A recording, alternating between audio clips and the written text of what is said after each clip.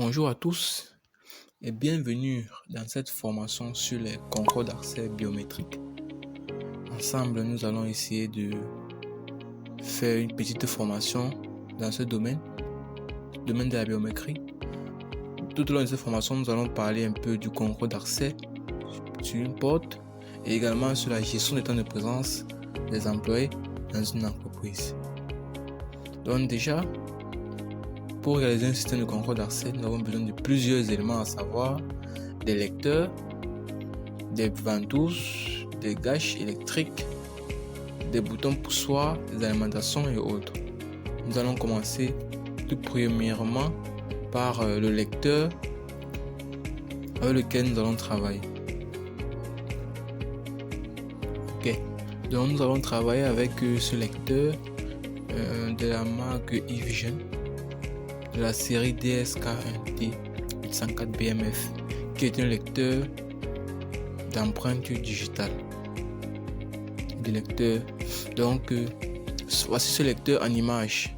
Vous pouvez l'apercevoir là.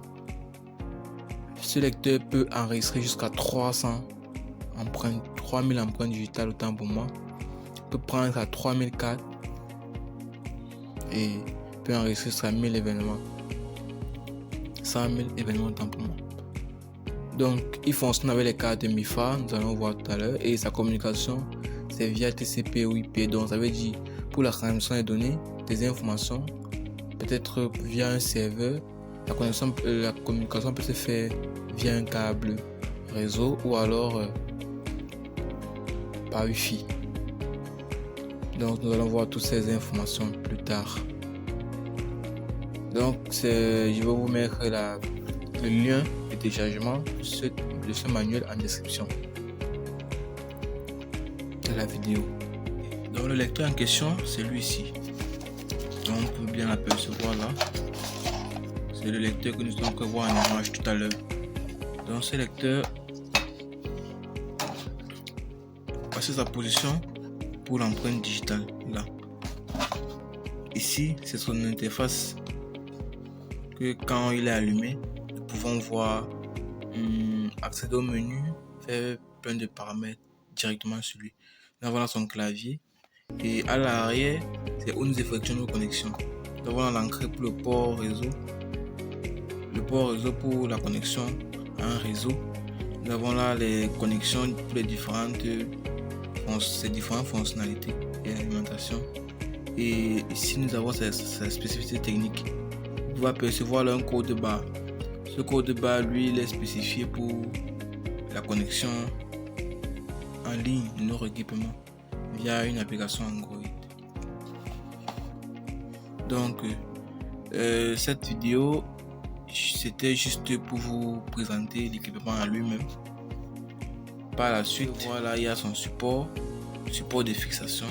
Donc, c'est lui qu'on fixe sur le mur grâce à l'aide des vis et des chevilles pour l'installation. Et quelques connectiques.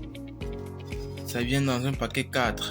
Mais là, nous allons juste exporter 2 car ce sont ces deux avec les deux connectiques avec lesquels nous allons travailler. Nous avons là le connecteur pour l'alimentation qui se fixe juste là à l'arrière du système. Donc, il se fixe lui, il se fixe là. Vous ne pouvez pas vous tromper car tous sont différents. Et celui-ci, il se fixe là. À quoi sert ce connectique? Lui contient les différents câbles sur lesquels nous allons connecter nos ventouses. La ventouse nous allons voir plus tard. Nous pouvons connecter nos boutons poussoirs et bien d'autres. Ok, là nous arrivons à terme de cette vidéo.